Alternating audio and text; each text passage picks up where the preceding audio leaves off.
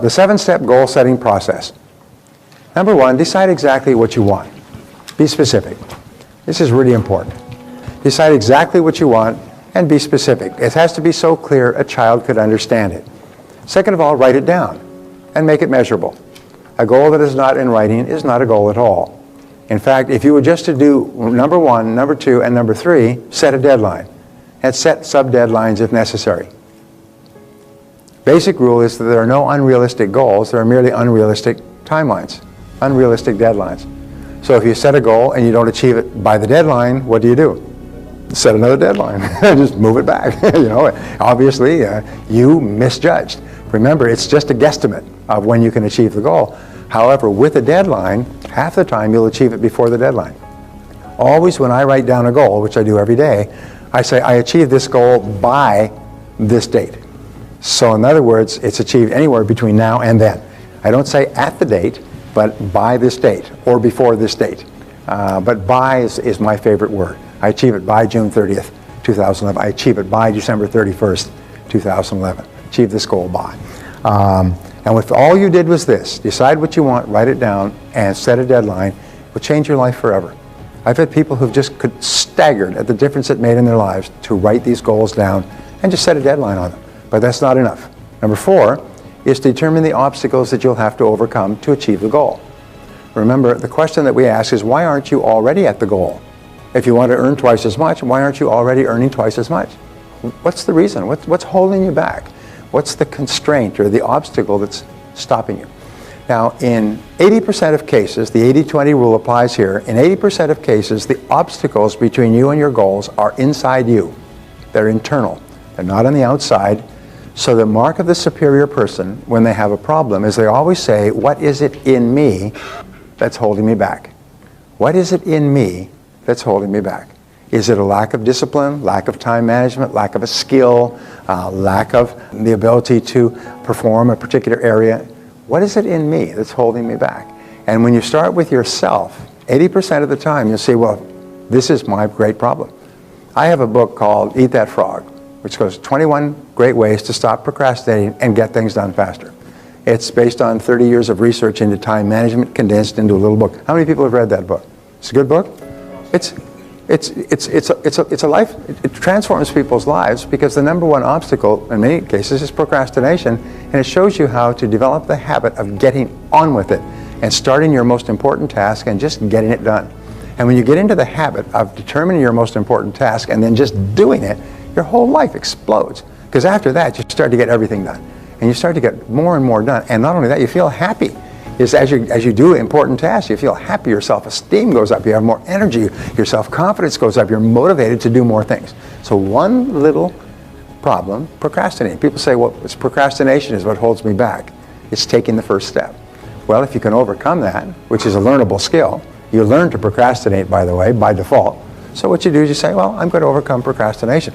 And don't say I'm going to do it tomorrow or next week. I'm going to take a year, and by the end of the year, I'm going to be one of the best time managers and result getters in the world. Just give yourself a year and work on it every day. And I can promise you, 3, 6, 9, 12 months from now, you're going to be a production powerhouse. You're going to be the most productive person in your industry. You're going to be getting so much done. So determine the obstacles. Now, the next is determine the additional knowledge and skills that you will require. Remember, to achieve a goal that you've never achieved before, you will have to develop skills that you've never had before. You'll have to do things that you've never done before. So what are they? And here's the great breakthrough thought that changed my life at the age of 23, is that all business skills are learnable. You can learn any skill you need to learn, whether it's prospecting, presenting, closing, hiring, borrowing money, building businesses, marketing. You can learn any skill you need to learn. They're all just learnable skills. They're just laying there. But the point is that you can learn this stuff. Number 6, determine the people whose help and cooperation you will require. Who are they? Whose help and cooperation you will require. And then assemble all these details into a plan, organize the plan, and get started. Now, a plan is merely a list. It's a list of everything that you can think of that you could possibly do to achieve the goal. And then you organize the list by priority, what should you do first, and sequence, what should you do second. I had a gentleman in my course in Sydney, Australia, and he had started off a business when he was about 20, 21. He worked his head off for 7 or 8 years. He's now 28, 29. He had a very successful business. But now he realized his whole childhood was gone. All of his friends had gone off and traveled around the world and so on. And he wanted to travel. I mean, he wanted to go to Europe and he wanted to visit Paris. And he had a good business. He'd been trying to sell his business for 2 years. And I said to him, he said, tell me, what can I do? How can I sell my business? I said, well, have you ever read a book on how to sell a business? He said, are there books on this subject? I said, of course, there's thousands and thousands of businesses that are sold every year, and there's experts who help people buy and sell business, and they've written books on it. As a matter of fact, any bookstore has a section in the business section on small businesses, and one of the subjects is how to buy or sell a business. The difference between successful, happy people and unsuccessful, unhappy people is successful, happy people have clear values. They know what's important to them, and they know what's important to them in order. For example, my highest value has always been my family. No matter how hard I work, I never have budged from that. My family always takes precedence over everything else. There's never even a question. No finance, no work, no travel, no anything else.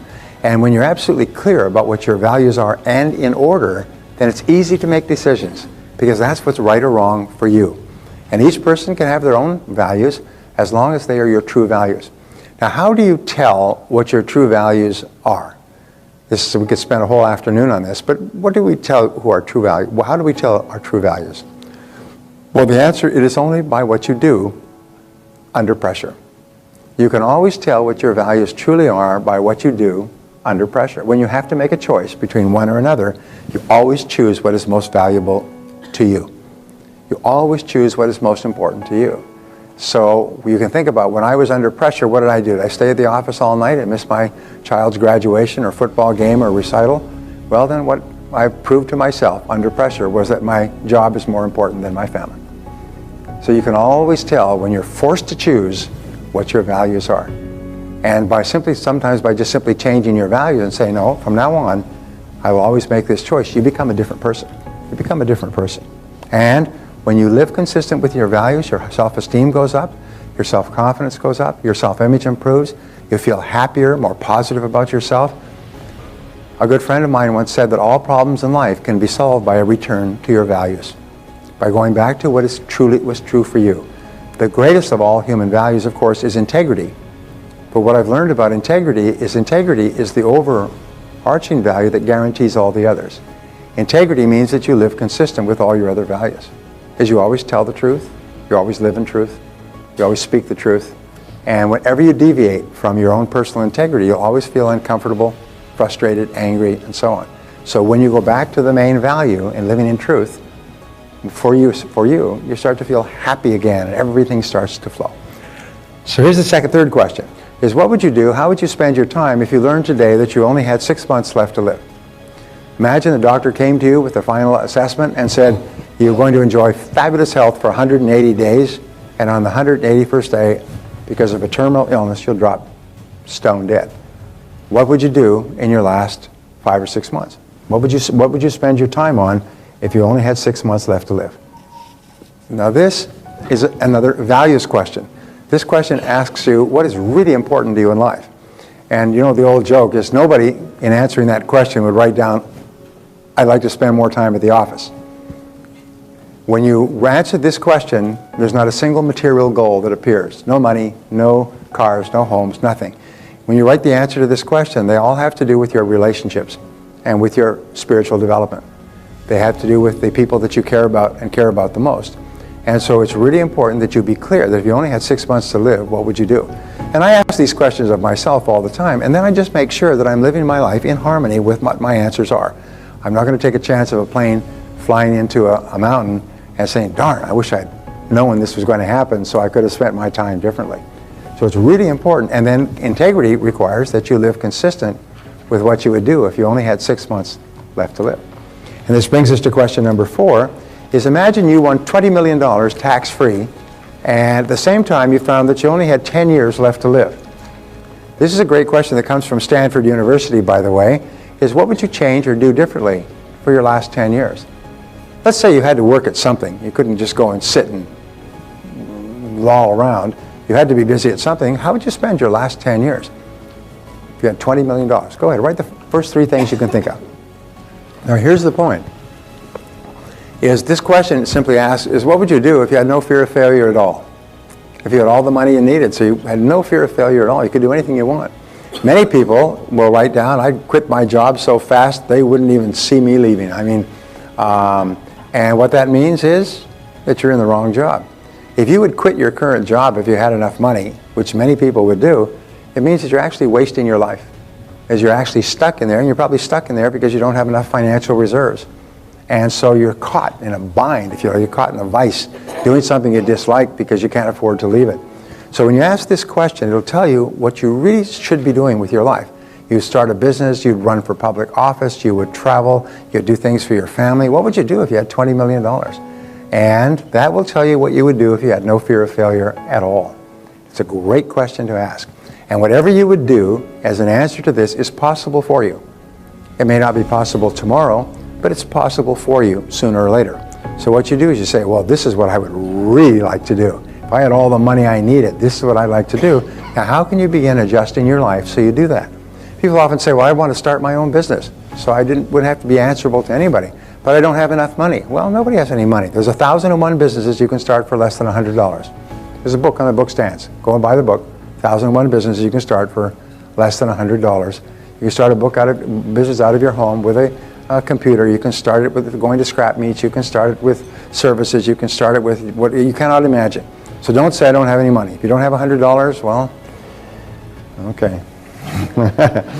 So number 5, what have you always wanted to do but been afraid to attempt? What have you always wanted to do but been afraid to attempt?